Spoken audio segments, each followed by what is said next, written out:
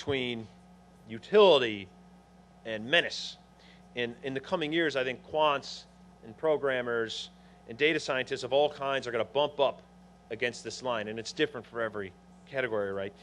But just, it's something to remember, and it's just as they hit this line of utility, I think between being useful and being a menace, I think I've probably hit my line of utility up here in front of you.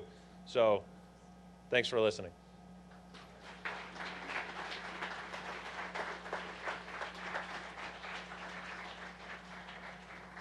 Thanks.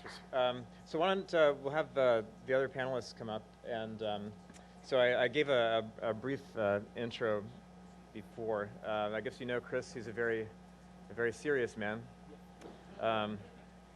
Steve, I don't know. Based on our email discussions and history so far, I would say not as serious. Bonin, I don't know. You kind of mix it up. I'm a lot less serious. Yeah, I think so. And then Steve Horn from the New York Times at the end here. I don't know, where do you fall on the serious scale? I think depending on context. Depends how you define the spectrum. Yes. Depends on context, I think, with Steve. So that was interesting. I think you know,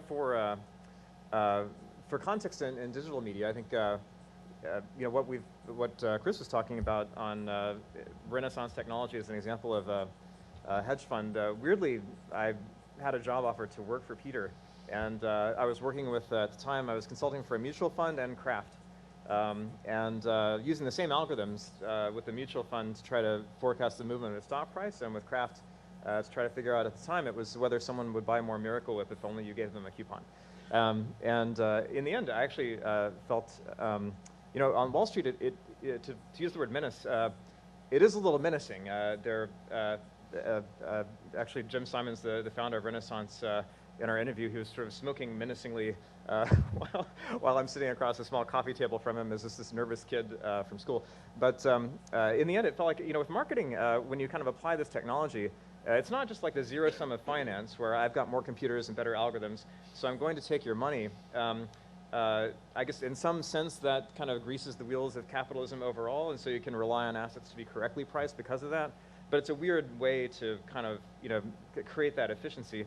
Versus in marketing, everybody kind of wins, right? If we replace an irrelevant ad with a relevant one from the advertiser's point of view, if you replace the wrong audience with the right audience, it just gets better all around. So I think I'll kick it off with maybe Steve Parker here. So Steve is founder of Leveling.